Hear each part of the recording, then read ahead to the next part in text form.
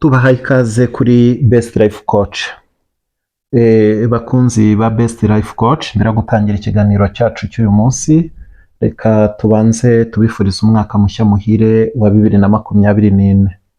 Bakunzi ba Best Life Coach, Best Life Coach ibifurije mwese umwaka mushya muhire wa 2024. Uzababera umwaka w'amata n'ubuki, uzababera umwaka w'imigisha, uzababere umwaka wo guhirwa mu byiza byose muteganya gukora. Nyagasani azahira imigambi yanyu myiza, azabaha ubuzima buzima bwuje ibyiza byose mwifuza. Bakunzi bacu, uyu munsi tugiye kuganira kuri self love cyangwa kwikunda. Kwikunda tugiye kuganira kuri uyu munsi ntabwo ari selfishness cyangwa se kurya tuvuga ngo uriya muntu runaka arikunda mu buryo bwo kumva ibyiza byose yumva byabibye. We want to mean self love, not selfishness or selfish. Nkuko nari maze kubivuga rero, ntabwo umuntu yavuga ko yikunda ngo ahindukire yishore mu biyobyabwenge cyangwa mu kindi kintu icyo ari cyo cyose cyamwangiriza ubuzima, haba ku mubiri cyangwa mu ntekerezo. Haba ubwo umuntu afata umwanzuro cyangwa se imyanzuro ishimisha abandi, ariko we agasigara ababaye, cyangwa agafata umwanzuro ugayitse ngo ari kwanga amakimbirane, maze ahubwo akaba ari usigarana amakimbirane imbere muri we. Ibyo kandi nta kabuza bizamwangiriza ubuzima. Kandi hari uburyo bwiza yakagombye kubitwaramo, ari babandi bakagira amahoro ndetse nawe akagira amahoro. Iyo umuntu atikunze ntabwo yabasha gukunda abandi. Umuntu iyo abuze amahoro muri we akenshi ayabuza n'abandi. Ushobora no kutayababuza mu bushake, ahubwo niba uri nk'umuntu urwaye kandi indwara urwaye wari kuyirinda, ukababuza amahoro, abajya kurwaza, abajya kwitaho mu bundi buryo, nyamara hari uburyo wari kuba waritwaye ibyo byose ntibikubeho. Nicyo rero bavuga ngo ujya gutera uburezi arabwibanza. Umuntu udaha iby'agaciro ntabwo azaha ibyawe agaciro. Umuntu utikunda ntabwo ashobora gukunda abandi. Umuntu utiyubashye ntashobora kubaha abandi. Umuntu utazi kwiyitaho ntuzategereze ko wowe yakwitaho. Ni gute umuntu yaba adaha iby'agaciro, ibyawe akaba ari ibyaha agaciro? Kwikunda rero tugiye kuvuga ntabwo ari kwa kwikunda kumva umuntu yakumva ibyiza byose ari we bikwiriye gusa ngo yumve ko abandi bo batabikwiriye.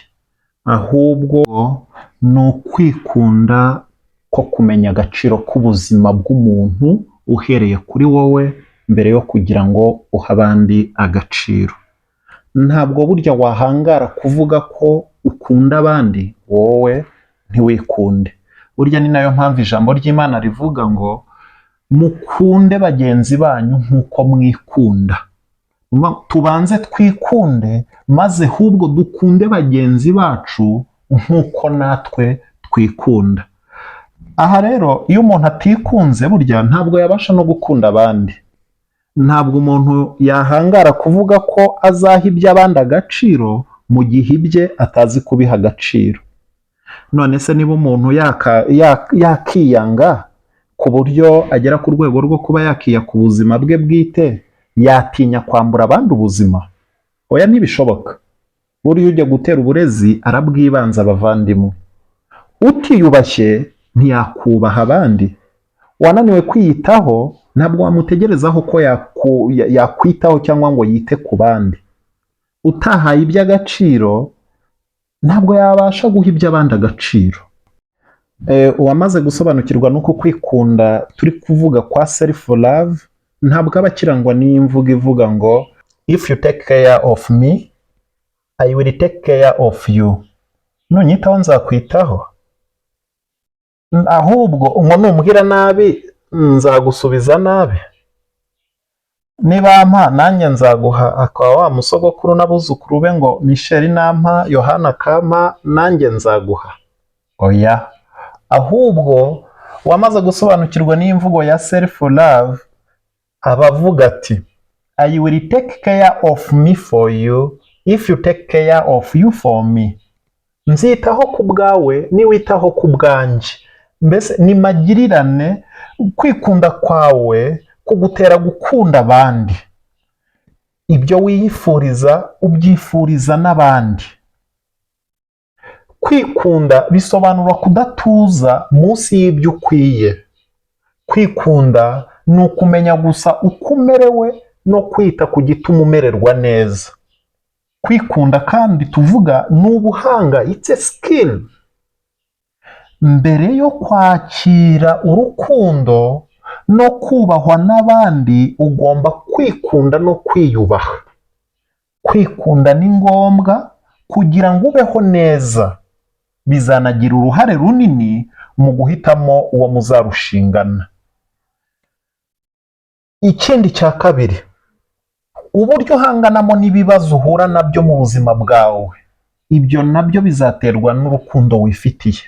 Haba ubwo umuntu ahura n'ibibazo ugasanga yisonze, ugasanga yifatanyije n'ibibazo, aho kugira ngo afate umurongo mwiza wo gukemura bya bibazo, ahubwo ugasanga agiye guheranwa n'agahinda. Uwo muntu ntabwo aba yikunda. Hari ubwo ibyo umuntu yita intege nke kuri we byamubera imbaraga bikoreshejwe neza rwose.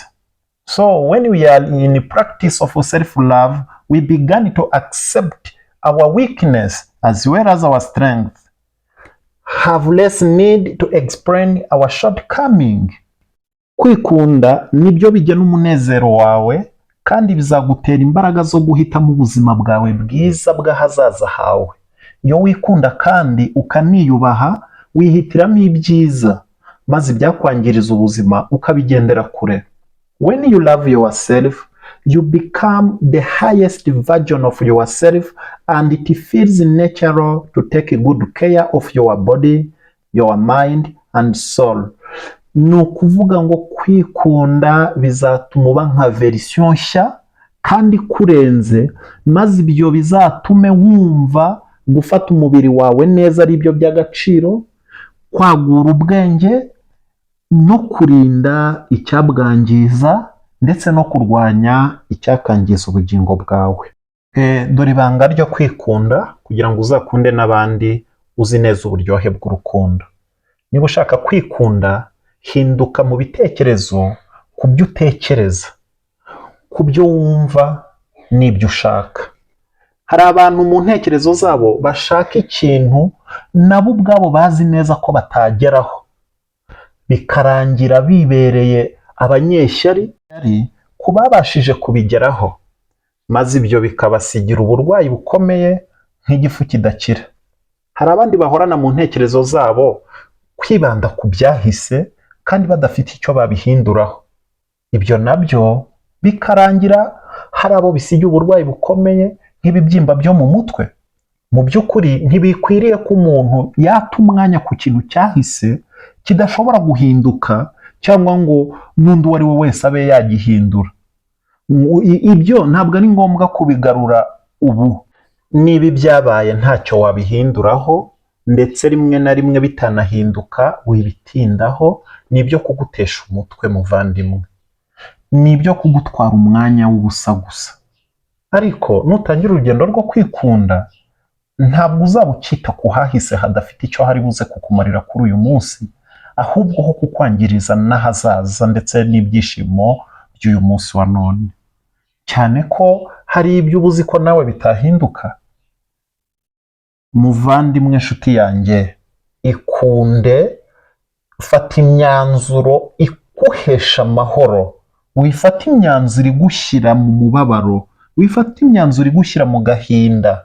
Tangira urugendo rwo kwikunda, sigaho kwisenya nawe ubwawe. Tangira ubuzima buzima, wizere Imana yakuremye. Iyo yakuremye niyo izi ibigukwiriye, iyo yakubera igihome kigukingira. Yizere ishoboye byose, ariko nukomeza gutinda ku byahise bitanahinduka, bizatuma wisenya nawe ubwawe. Ibintu bishobora kugufasha mu gutera iyo ntambwe yo kwikunda n'ibi bikurikira: ni ukumenyera imyitozo yo gutoza ubwenge bwawe ku kwikunda. Ibi bikubiyemo kuvuga neza, kuvuga yego cyangwa oya aho bikenewe, hakenewe oya ntuvuge yego, cyangwa ngo ahakenewe yego uvuge oya. Ni ukwiyitaho neza ku mubiri, ku myambarire no mu ntekerezo. Ni ukwibabarira amakosa wakoze no gufata ingamba zihamye, ndetse ukanafata imyanzuro y'uko utazasubira mw'ayo makosa. Ni ukubabarira abandi, ni ukwiyakira, ni ukubaho ubuzima bwawe bwite, ntubeho uko abandi babayeho cyangwa ntushake kubaho nk'uko abandi babayeho ngo bitume wumva wanahemuka rimwe na rimwe kugira ngo ubeho nk'uko runaka abayeho. Ahubwo uriyakira ukabaho mu buzima buhwanye n'ukuri. Burya abantu bose ntabwo banganya intambwe muri ubu buzima, rero ntuzashake gutera intambwe nk'iyo runaka yateye, ahubwo uzatera intambwe ihwanye n'uko ureshya. Ntabwo rero washaka kubaho nk'uko runaka abayeho, cyane ko na income zanyu zitandukanye. Erega burya nta nubwo expenses zanyu zihwanye. Nk'uko rero aho mukura hatandukanye, ni nako n'ibigenda bitagomba guhwana. Icyo ugomba gukora ni iki: ugomba gukora ikiri ngombwa mu gihe cya ngombwa, ku buryo ntacyo wishinza. Ibyo ubonye nibyo byawe, ibyo ufite nibyo byawe. Igihe cyose wumva uri gukora ku buryo wumva nta mutima ugucira urubanza, burya n'Imana izabiguheramo umugisha. Mu byo dukora byose kandi turangwe no kwizera. Burya turiho kuko Imana yashatse ko tubaho, turiho ku bwayo, twabayeho ku bwayo, ndetse no gupfa tuzapfa ku bwayo. Icyo dusabwa twe ni ugukoresha neza itaranto yaduhaye. Niba yaduhaye kuramuka, niba yaduhaye amaboko, niba yaraduhaye ubwenge, tukabikoresha kandi mu nzira nziza tutabangamiye abandi, ni nabwo uzumva neza uburyohe, nibwo uzanyurwa n'imirimo y'amaboko yawe. Imana ishobora byose ibaha umugisha. Mwakoze kudukurikira kuri Best Life Coach. Bishobora byose ibaha umugisha. Ndasaba abatarakora subscribe kuyikora, namwe abamaze kuyikora mukore share, mukore like, muduhe n'ibitekerezo muri comment. Murakoze, naho utaha mu kindi kiganiro.